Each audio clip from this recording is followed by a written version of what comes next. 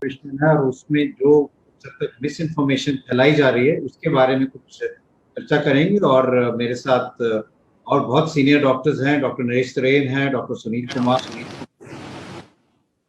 सबसे पहले तो मैं यही कहना चाहूंगा कि अगर हम कोविड-19 की करंट सिचुएशन की बात करें, एक हद तक ये कहना गलत नहीं होगा कि एक टाइप ऑफ पैनिक जो है वो जनता में है, एक टाइप की घबराहट है। और इस घबराहट के कारण लोगों ने कई इंजेक्शन अपने घर पे रखने शुरू कर दिए हैं। रेमडेसिविर जैसे इंजेक्शन की होर्डिंग शुरू हो गई है, ऑक्सीजन सिलेंडर्स की होर्डिंग शुरू हो गई है, जिससे शॉर्टेज भी हो रही है और एक टाइप का अननेसेसरी पैनिक किया जा रहा है। तो सब 90% जो लोग हैं इनमें ये एक आम बुखार, जुकाम, नजला, गले में खराश, बॉडी एक्स टाइप की इन्फेक्शन ही होती है।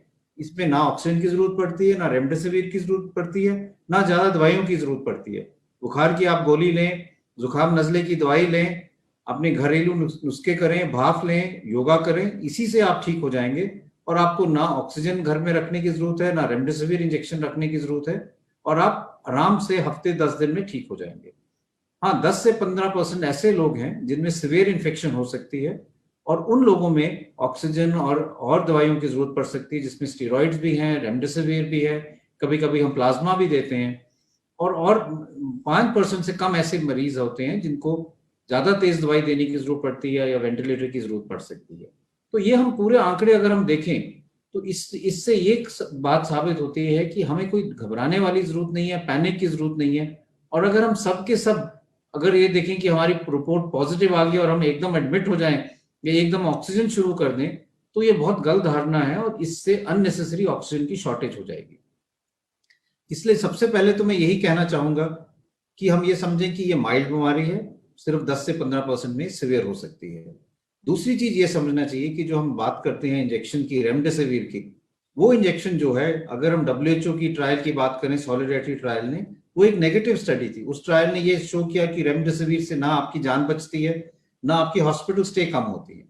यूएस के एक स्टडी ने ये शो किया था कि अगर रेमडेसिविर हम मॉडरेट टू सीवियर पेशेंट में, मॉडरेट टू सीवियर, माइल्ड में किसी ने नहीं दिया है, मॉडरेट टू सीवियर में दें तो हॉस्पिटल स्टे कुछ हद तक कम हो जाता है। इसलिए जो स्टेबल पेशेंट्स हैं, जो घर पे हैं, जिनकी ऑक्सीजन सैचुरेशन ठीक है, 94 से अबव है, इन लोगों को रेमडेसिविर की कोई जरूरत नहीं है। और रेमडेसिविर अगर आप लेंगे तो उससे नुकसान ज्यादा हो सकता है, फायदा कम होगा। इसलिए एक बात ये भी मैं कहना चाहूंगा कि रेमडेसिविर कोई मैजिक बुलेट नहीं है, सिर्फ उन पेशेंट्स के लिए दी जाती है जो हॉस्पिटल में एडमिटेड है, जिनको मॉडरेट टू सीवियर डिजीज है और जिनकी ऑक्सीजन सैचुरेशन 93 से कम हो रही हो, जिनके लंग्स में शैडोज आ रहे हो, जो हम एक्सरे या सीटी स्कैन से देखते हैं, या ब्लड की रिपोर्ट में ऐसे पैरामीटर्स आ रहे हो जो ये सजेस्ट करें कि वो मॉडरेट या सीवियर डिजीज की तरफ जा रहे हैं। तो ये एक बात समझना बहुत जरूरी है। दूसरी चीज ये है कि कई लोग ये सोचते हैं कि अगर मेरी सैचुरेशन कल 98 थी और आज 97 हो गई तो आस्ता आस्ता मेरी सैचुरेशन गिरने लग रही है और मैं ऑक्सीजन लगाना शुरू कर देता हूँ। हमें ये समझना चाहिए कि ऑक्सीजन जो हम देखते हैं ब्लड में, चाहे आपकी सैचुरेशन 94 हो, चाहे 98 हो, चाहे 99 हो, ब्लड में जो ऑक्सीजन है वो लगभग उतनी ही रहती है। क्योंकि जो हम फिजियोलॉजी में बात करते हैं कि एक ऑक्सीजन डिसोसिएशन कर्व, वो आपकी सैचुरेशन जब 90 से ऊपर होती है तो कर्व एकदम फ्लैट होता है। इसका मतलब आप अपनी सैचुरेशन और बढ़ाने से आपके खून में ऑक्सीजन ज्यादा नहीं बढ़ती। इसलिए अगर आपकी सैचुरेशन 95, 94, 97 है, ऑक्सीजन की कोई जरूरत नहीं है। अगर आपको लगे कि सांस की तकलीफ है, चेस्ट में कंस्ट्रिक्शन हो रही है, तो डीप ब्रीदिंग एक्सरसाइज करें, पेट के बल लेट सकते हैं, उससे भी आपकी सैचुरेशन बढ़ जाएगी। लेकिन पैनिक करने की कोई जरूरत नहीं है और एकदम ऑक्सीजन लगाने की जरूरत नहीं है।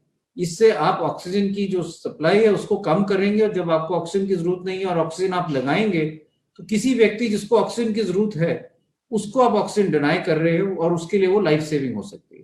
तो इसलिए मैं ये भी कहना चाहूंगा कि ऑक्सीजन का मिसयूज ना करें, रेमडेसिविर का मिसयूज ना करें, पैनिक ना करें।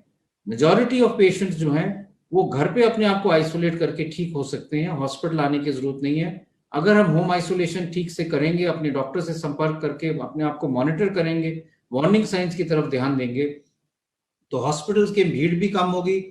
जिन लोगों को बेड की जरूरत है उनको बेड मिलेगा और उनकी पूरी तरह से इलाज हो पाएगा। तो यही मैं कहना चाहूंगा कि पैनिक ना करें, ड्रग्स की तरफ ना जाएं, डॉक्टर्स पे विश्वास करें, और स्टीरॉइड्स, रेमडेसिविर और ऑक्सीजन की माइल्ड केसेस में कोई जरूरत नहीं है, उससे ज्यादा नुकसान होता है, इसलिए उसको अवॉइड करें।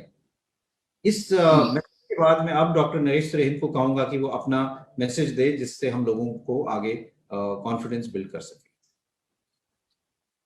तो जैसे डॉक्टर साहब ने ये मुद्दा उठाया कि कैसा पैनिक फैल रहा है और कैसे अपने आप का संतुलन मेंटेन करना है, आप ये देखेंगे कि पहले जब आरटीपीसीआर पॉजिटिव होता है तो सिम्टम्स मेनली जिससे शुरू होती है या ड्राई कॉफ या लॉस ऑफ स्मेल या फीवर, ये मोस्ट कॉमन सिम्टम्स है जिससे शुरू होता है।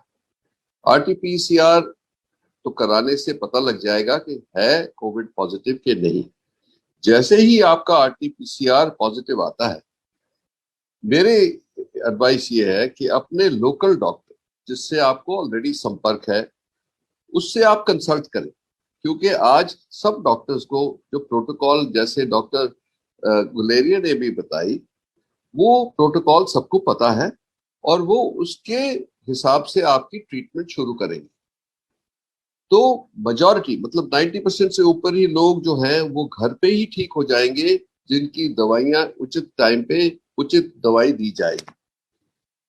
ऑक्सीजन का तो आप डॉक्टर साहब ने बताया ऑलरेडी, पर ये बात सोचने की है कि क्या क्या चीजें आप कर सकते हैं। जैसे योगा का जो अलोम विलोम एक्सरसाइज है वो बहुत ही इफेक्टिव होती है हमारे लंग्स को एक्सपैंड करने में, और क्योंकि आप जब लंबा सांस लेके रोकते हो तो ऑक्सीजन की एक्सचेंज भी ज्यादा होती है ब्लड के साथ। तो आप देखेंगे कि अपनी लंग्स की हेल्थ को ठीक रखना है, और अगर जो टेंडेंसी कोई हो तो वो जो प्रोन पोजीशन में बताया वो होना जरूरी है।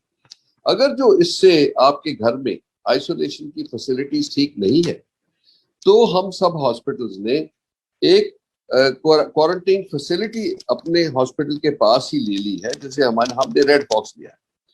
हम पेशेंट्स को जिनको कुछ एंजाइटी है या जिनके पास घर में सुविधाएं नहीं है, हम रेड फॉक्स में उनको भेज देते हैं। वहां पे हमारे डॉक्टर और नर्सेज उन पे मॉनिटर रखते हैं। अगर जो वहां से किसी को तकलीफ होती है कि बात बढ़ गई, जो 5% की बात कर रहे हैं हम, उनको फिर हॉस्पिटल में लिया जाता है। तो ये रूट भी बहुत सिक्योर लगता है लोगों को। तो इसीलिए घर सबसे ज्यादा अगर जो मॉनिटरिंग हो रही है, डॉक्टर आपको सेटिस्फैक्टरी अगर जो आपको मॉनिटर कर रहा है तो वो सबसे अच्छा है। उसके बाद मैंने बताया इंटरमीडिएट एंड हॉस्पिटल तभी जाना है जब इंट्रावीनस ड्रग्स की जरूरत हो या नॉर्मल ऑक्सीजन जो 2-4 लीटर दे रहे हैं हम, उसके बावजूद भी ऑक्सीजनेशन बहुत गिर रही है। सो ये तो एक बात होगी। दूसरी बात ये है कि आप लोगों को सबको अपना प्रोटेक्शन करना है सबसे पहले, डिजीज से पहले।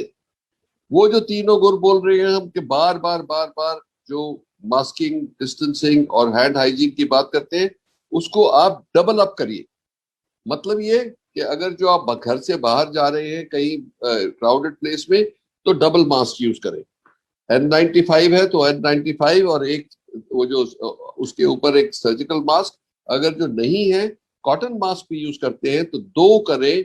एक और उसका ऐसे टाई करें कि वो सील बन जाए आपकी फेस के ऊपर, तो इससे जो ब्रीदिंग हो आपके नोज और लंग्स में जो हवा जा रही है उसमें वायरस ना जाए।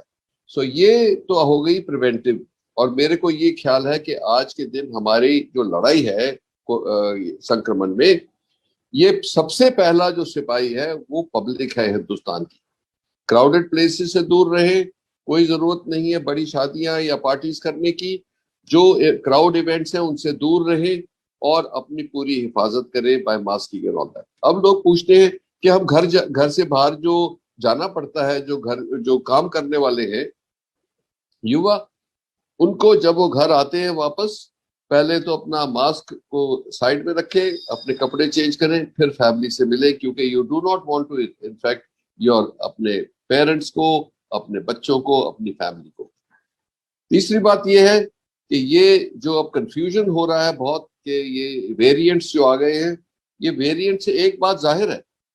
क्यों हम कह रहे हैं और सावधान रहो? बिकॉज ये वेरिएंट की जो स्प्रेडिंग कैपेसिटी है वो डबल हो गई है। तीसरी बात यह है कि अगर जो आप अपना घर पे स्वास्थ्य ठीक रखेंगे ये अमल करेंगे तो हो सकता है आपको लगे ही नहीं वो बेस्ट तरीका है।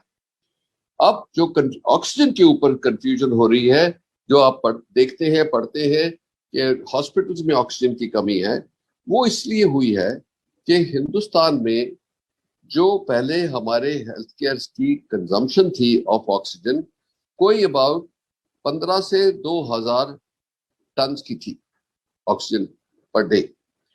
अब हमारी जो वो रिक्वायरमेंट है वो 7-8 हजार तक पहुंच गई है।